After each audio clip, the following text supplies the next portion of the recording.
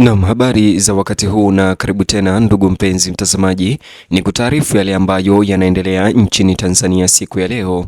Madai ya kushtua yameibuka kuhusu njama ya kummaliza Tundu Lissu kwa kumwekea sumu kwenye chakula gerezani.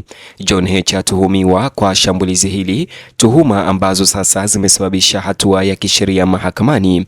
Bonyeza alama like kisha bonyeza neno subscribe na alama kengele chini ya video hii kabla ni kutaarifu ripoti hizi kwa kina na kwa undani zaidi. Tuhuma za kutisha zimeibuka katika medani ya siasa za Tanzania jana, zikidai kuwa kulikuwa na njama ya kumtia sumu kiongozi wa upinzani Tundu Lissu aliyekuwa gerezani. Shutuma hizo zimeleta mshtuko kote nchini na kuibua wasiwasi mkubwa kuhusu usalama wa kisiasa na maadili. Mitandao ya kijamii na duru za kisiasa zimefurika na mjadala mkali kufuatia madai hayo ya kutatanisha. Katikati ya mzozo huo ni makamu mwenyekiti wa Chadema John Heche ambaye amekuwa akituhumiwa kuhusishwa na mpango huo. Uzito wa madai hayo yaliyosambazwa mtandaoni umelazimisha suala hilo kuingia katika uwanja wa kisheria mahakamani. Imekuwa haraka kuwa moja ya hadithi za kulipuka zaidi za kisiasa nchini. Madai hayo yanaeleza kuwa ulisukwa mpango wa siri wa kumwondoa Lissu kwa kumtia sumu kwenye chakula akiwa rumande. Madai hayo yamewatia hofu wafuasi na wafuatiliaji wasioegemea upande wowote kutokana na hali nyeti ya msimamo wa kisiasa wa Tundu Lissu. Wazo la viongozi wa kisiasa kulengwa kizuizini limezua hofu kuhusu hali ya kuvumiliana kisiasa. Watanzania wengi wameonyesha wasiwasi wao kuhusu athari za haki za kibinadamu na demokrasia. Hata hivyo, wakili wa Chadema sasa anataka wale waliohusika na kusambaza ripoti hizo au madai hayo ya sumu dhidi ya John Heche na Tundu Lissu waweze kukamatwa mara moja.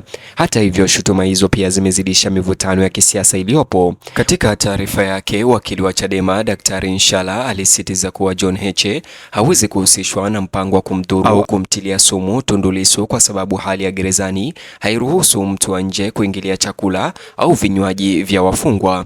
Alieleza kuwa chakula cha Tundu Lissu kinatolewa na jeshi la magereza, hivyo madai ya kwamba Heche anaweza kuingilia mchakato huo ni upuuzi mtupu. Hata hivyo, kutokana na hali hiyo, suala hilo sasa linafuatiliwa kwa karibu na nchi nzima. John Heche amehusishwa moja kwa moja na madai hayo yanayosambaa ambayo yanamweka chini ya uangalizi mkali wa umma. Shutuma hizo zimezua dhoruba ya ukosoaji na uvumi katika majukwaa ya vyombo vya habari. Wafuasi wa John Heche wamekanusha madai hayo kuwa ni ya nia mbaya na ya kisiasa. Wapinzani, hata hivyo, wanasema kuwa swala hilo linastahili uchunguzi wa kina. Madai hayo yameweka sifa na msimamo wa kisiasa wa Heche hatarini.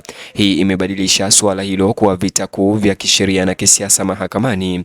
Katika kujibu tuhuma hizo, uongozi wa kisheria wa Chadema kupitia wakili wao ulichukua hatua haraka kukataa madai hayo.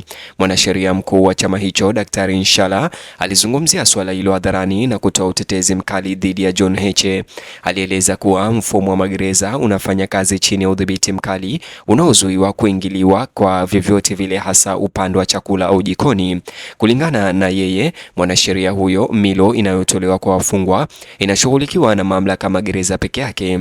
Hili, alisema, linatoa pendekezo lolote kwamba mwanasiasa kutoka nje anaweza kumtilia sumu mfungwa kuwa sio kweli. Kauli yake mwanasheria wa Chadema ililenga kuondoa uaminifu wa madai hayo dhidi ya Heche. Daktari Nshala ambaye ni wakili wa Chadema alisisitiza zaidi kuwa mazingira ya magereza hayaruhusu raia kupata mahitaji ya kila siku ya wafungwa. Alisema jeshi la magereza Tanzania ndilo pekee lenye jukumu la kuandaa na kutoa vyakula na vinywaji. Hata hivyo, mfumo huu, alidai, umeundwa kuwalinda wafungwa dhidi ya ghiliba za nje. Kwa hivyo, alieleza tuhuma za sumu kama zisizo na mantiki na haziwezekani chini ya mipango iliyopo ya usalama. Alishikilia kuwa madai hayo hayana msingi wa ukweli. Matamshi yake yalikuwa na lengo la kuwatuliza wananchi na wafuasi wa Chadema na kutetea uongozi wa chama na kumtetea John Heche. Uongozi wa Chadema unaamini kuwa shutuma hizo ni sehemu ya kampeni pana ya kuharibu jina na taswira ya John Heche kwa umma na Watanzania. Wanahoji kuwa analengwa kwa sababu ya ushawishi wake ndani ya siasa za upinzani hasa Chadema. Kulingana na maafisa wa chama, masimulizi kama haya yanalenga kudhoofisha umoja wa upinzani. Wanasisitiza kuwa John Heche ana historia ya kujihusisha na vurugu au njama za uhalifu au mauaji. Chama hicho kinayaona madai hayo kama mashambulizi dhidi ya ushindani wa kidemokrasia na kisiasa. Muundo huu umeunda mkakati wa kukabiliana na chama.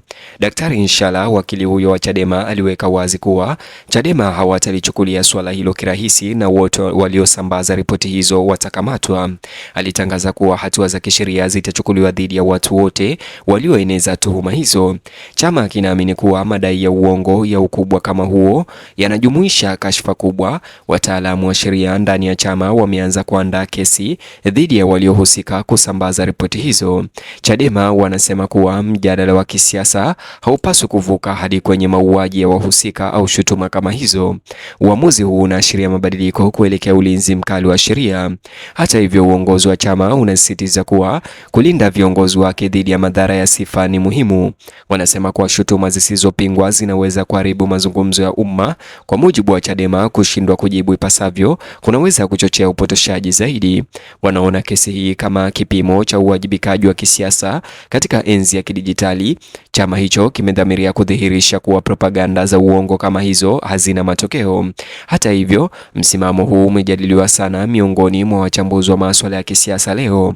Daktari Nshala pia alirejelea maamuzi ya zamani ya mahakama yaliyohusisha upotoshaji wa kisiasa. Aliukumbusha umma kuwa mahakama za Tanzania ziliwahi kutoa hukumu dhidi ya uongo unaochochewa kisiasa. Matokeo haya, alisema, yanaonyesha kuwa sheria haivumilii upotoshaji wa makusudi wa ukweli. Hata hivyo, kwa kutumia maamuzi ya awali alijaribu kusisitiza uzito wa hali hiyo. Alisema kuwa historia inaonyesha kwamba madai kama hayo mara nyingi huanguka chini ya uchunguzi wa kisheria. Ulinganisho huu ulilenga kuimarisha msimamo wa Chadema. Mzozo huo pia halikadhalika umezua mjadala mpana wa kitaifa kuhusu kuenea kwa habari za uongo. Wachambuzi wengi wanasema kesi hiyo inaakisi tatizo linaloongezeka la madai ambayo hayajathibitishwa kwenye mitandao ya kijamii. Mivutano ya kisiasa mara nyingi hutengeneza mazingira ambapo uvumi huenea kwa kasi. Wachambuzi wanaonya kuwa shutuma hizo zinaweza kuchochea migawanyiko ndani ya chama na nchini na kudhoofisha imani kwa taasisi. Mzozo wa sasa unaonyesha jinsi masimulizi yanavyoweza kuongezeka kwa haraka na kuwa hatua kali. Wafuasi wa Tundu Lissu sasa wameonyesha wasiwasi wao juu ya usalama wake kufuatia tuhuma hizo za sumu. Ingawa madai hayo yanapingwa, yamezidisha wasiwasi miongoni mwa wafuasi wake. Wengine wanahofu kwamba kusambazwa tu kwa hadithi hizo kunaweza kutia vitisho vya kweli. Wengine wanaamini kwamba mzozo huo unatumiwa kwa manufaa ya kisiasa mitandaoni. Kwa hivyo hali imekuwa ya hisia, inasisitiza unyeti unaozunguka kifungo cha Tundu Lissu. Ndani ya safu za upinzani mitandaoni kuna umoja mkubwa katika kukataa shutuma hizo za sumu. Viongozi wa chama wamemzunguka John Heche wakisisitiza mshikamano. Wanahoji kuwa mgawanyiko wa ndani ungefaidi tu wapinzani wao wa kisiasa. Uongozi huo umewataka wanachama kuwa watulivu na kuamini taratibu za kisheria. Wanasisitiza kuwa ukweli utadhihirika kupitia mahakama hivi karibuni. Ujumbe huu unalenga kudumisha mshikamano wa chama hicho cha Chadema. Hata hivyo, mwitikio wa umma umewagawanya vikali katika misingi ya kisiasa.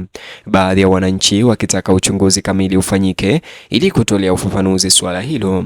Wengine wanaona madai hayo kuwa ya kizembe na yenye madhara kwa utulivu wa kitaifa.